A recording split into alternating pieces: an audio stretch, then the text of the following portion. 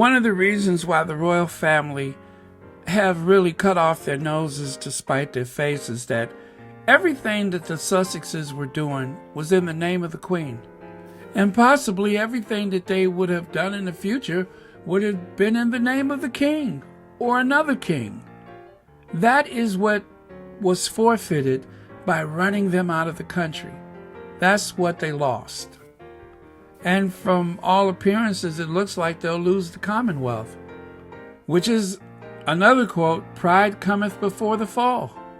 And like so many of you, I cannot wait to see the fall. The fall is probably not going to be everything that we want it to be, but it'll be painful, because the pride is what's going to be the most injured, is their pride. Williams, Charles, Kate, Camilla, Queen of the Desert. The reason why you know that the Sussexes are in a powerful position is because of the way people dismiss them. Even just the other day, somebody who's probably a very brilliant writer, but has aligned himself in the most lazy, most irresponsible way to the royal family, Robert Jobson, he decided to repeat once again this notion that they were looking for privacy, and yet they're in the news every day so that they could promote their foundation and their charity and causes. Well, you just answered your own question, stupid. The whole thing about them wanting their privacy is a lie. I cannot find any place where Harry and Meghan has said anything about wanting their privacy. They wanted to end the abuse. They didn't say anything about privacy. They want to twist the words of the Sussexes to try to prevent them from being able to make money. They're not supposed to go and crawl in a hole and hide out from the world. That's ridiculous. But Robert Jobson decided to be incredibly lazy and just throw that out there as a talking point. And sometimes he doesn't even seem so into what he's doing, but that's his bread and butter. I mean, I'm not saying that this photo is him sitting in the stall on the loo at Gatwick or Heathrow doing a Zoom call on his laptop, but it does have all of the qualities of a hostage video. But it would be very lazy and irresponsible of me to say that Robert Jobson is sitting on the toilet calling in an interview on a Zoom just so that he can hurry up and put some more money in his account. I'm not saying that. I don't think that happened. I'm just saying it looks like that happened. But if I went around telling people that this is a guy who wants to be a royal reporter, but yet he's sitting on the loo sweating profusely, I would be wrong. So stop saying the thing about the privacy. They said nothing about wanting privacy. They were trying to end the abuse. And I've said it before, I'll say it again. Robert Jobson is better than that. This guy is super talented, but he has aligned himself with some of the nastiest type of reporting that there is, and that is being a part of the royal rodents. Absolutely lazy. This guy could have had a career, a real career, not what he's doing now, a gossiper. I'm telling you, he's better than that. This is the same Robert Jobson, and I'm going to explain why I've said that about him, that he's better than this, but he's lazy. Because this is the same Robert Jobson who actually corrected Camilla Tominey by explaining to her I'm just going to paraphrase this as loosely as possible. What kind of royal reporter doesn't know that the Earl of Dumbarton was not refused? It could not have been refused because there's only one Earl of Dumbarton at a time. They couldn't give that title to Archie because Prince Harry is still alive. He corrected her publicly. That's why I'd say I know he's better than that, but he's lazy, and he has limited his career to having tea with Prince Charles or spending time with God knows who in order to do this very posh, easy job. Imagine Robert Jobson in Kandahar, or imagine Robert Jobson in any theater of war, or chasing down a story about refugees. Imagine Robert Jobson doing something like that. No, Robert Jobson is wherever there's a banquet of food. He's not actually out in the field doing any type of work. All he has to do is sit there with his big smug face, sweating profusely, not on the loo at the airport, doing a Zoom call. But actually, I don't care where he is. But he's better than that. But this is too easy for him.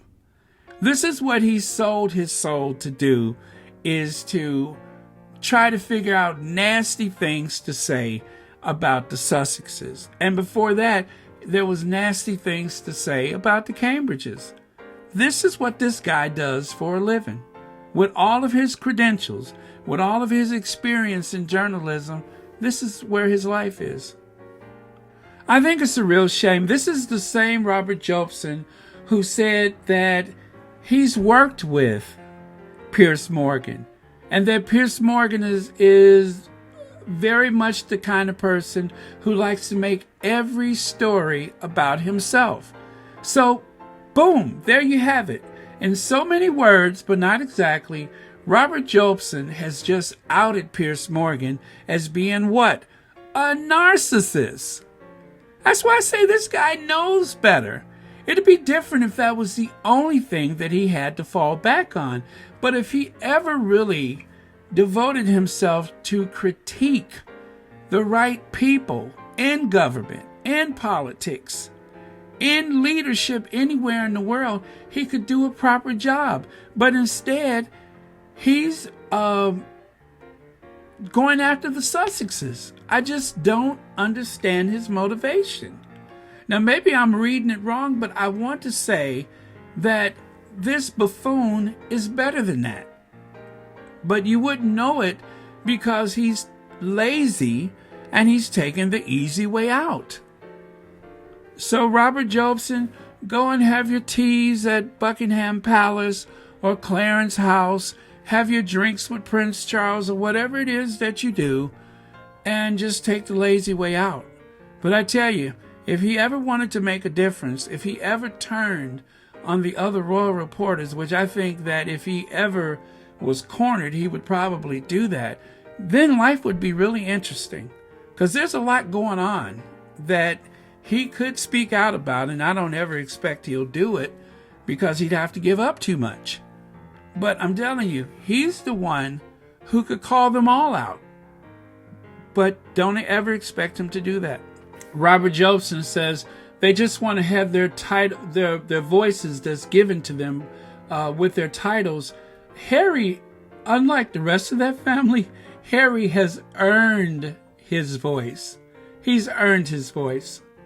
The Duchess of Sussex, through her deeds, through her entire life and the deeds that she has committed her life to, she's earned her voice. They have both earned their voices. I can't really say that about the rest of the family.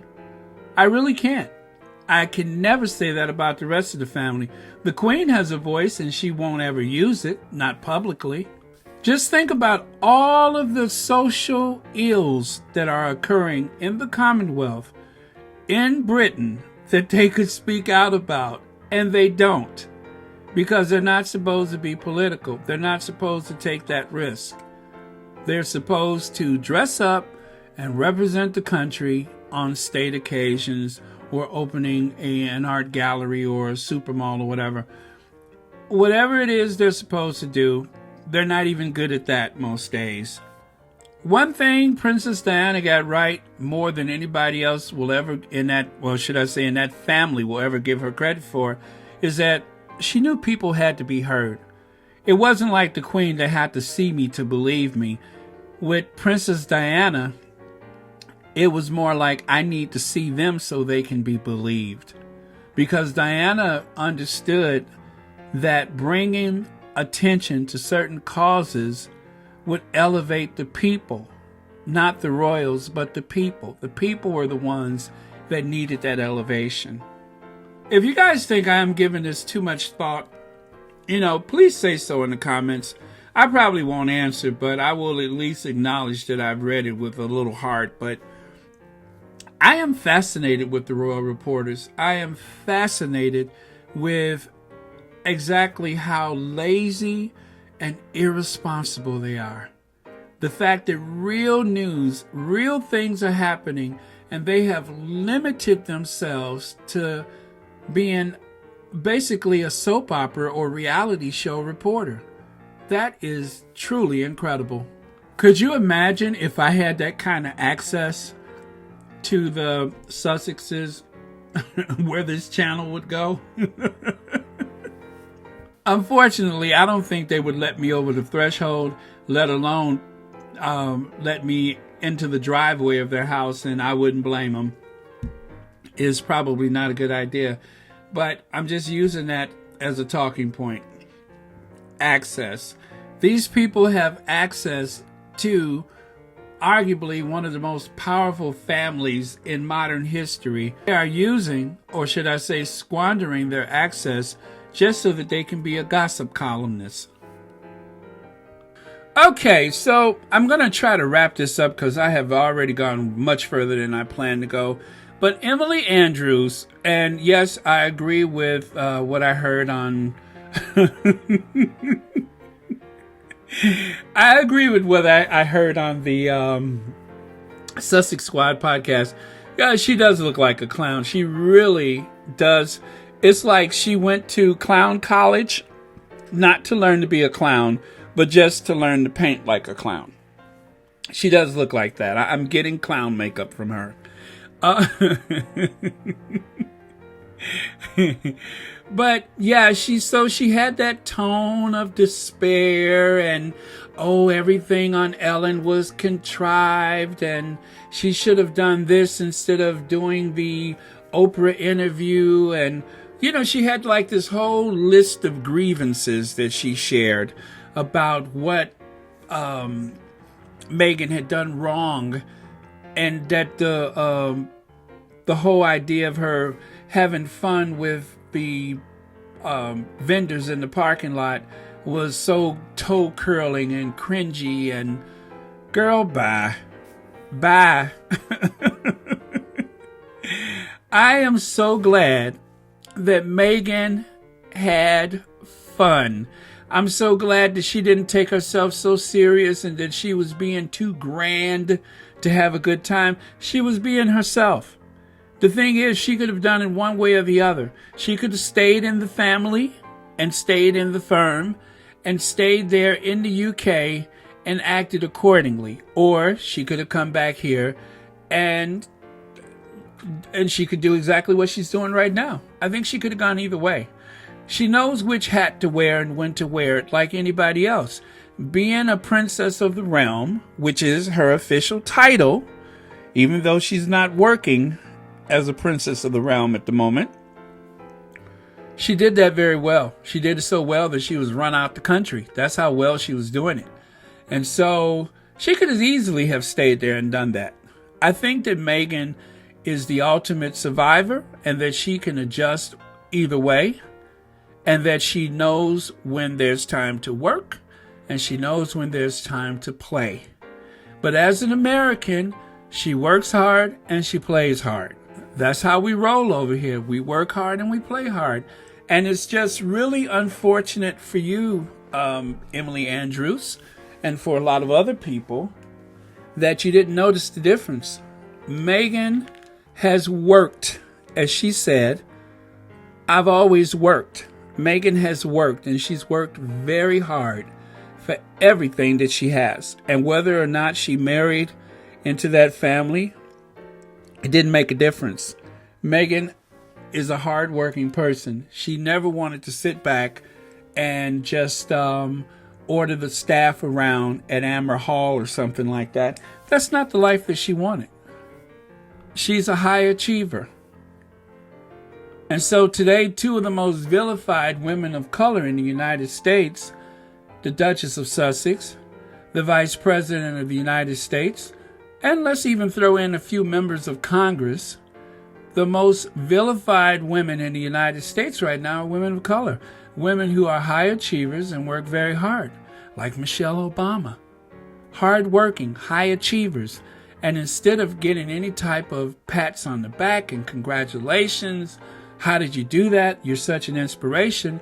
Instead of that, they are constantly run down by the tabloid press and the right-wing press, which is really one and the same. So I say, if anybody listening to my voice had a choice, which would you rather be?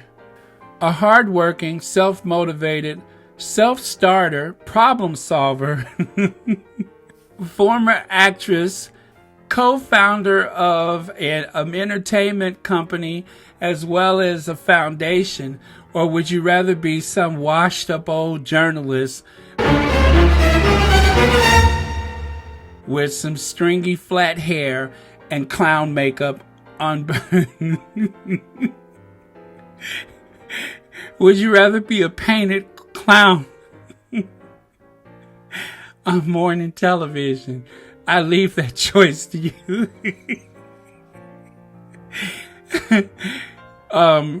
Princess of the Realm, founder and CEO of a entertainment company, etc., production company, foundation, or would you rather be a painted clown in a garish, off-the-rack dress from God knows where? That's it for now. Please like, subscribe, share, donate, etc. If you would like to make a donation and you don't know how, to help support this channel, you can go to the comments section where you can find links to the Patreon, the PayPal, and the Cash App. Thanks for watching Royal Sussex.